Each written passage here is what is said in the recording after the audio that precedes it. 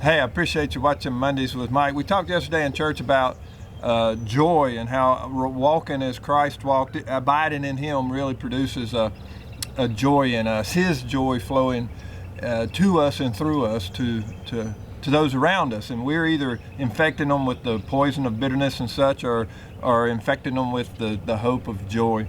And we need to be aware of that. But I didn't get to a passage of scripture I really wanted to share. Hebrews 12:1 and 2 say this: since we are surrounded by so great a cloud of witness, let us lay aside every weight and sin which clings so closely to us. Let us run with endurance the race that is set before us as we look to Jesus, the founder and perfecter of our faith, who for the joy set before Him endured the cross, despising the shame, and is seated at the right hand of the throne of God. Jesus actually despised the event that was on His calendar. The circumstances that led to it, He despised it.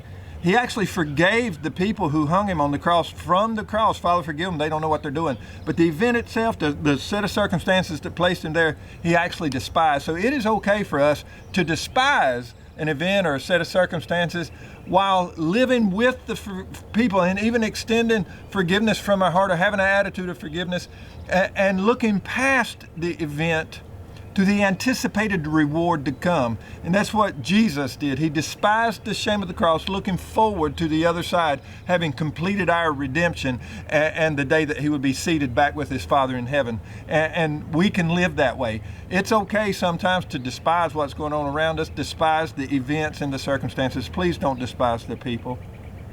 They're ignorant. I'm ignorant sometimes. Extend forgiveness to them. Be gracious to them. Be merciful to them.